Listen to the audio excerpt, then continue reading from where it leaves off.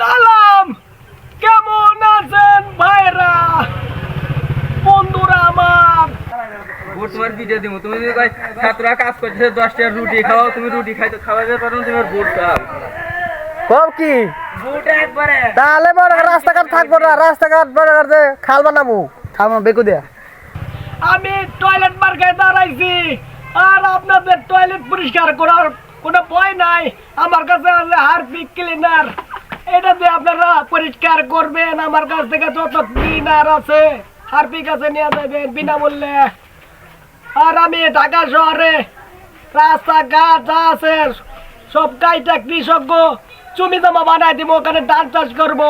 আমি যদি নির্বাচনে পাশ করতে পারি, আর আমি যদি নির্বাচিত হই, আর সব কৃষক ভাইয়ের আমার তেল দিয়ে যাবেন।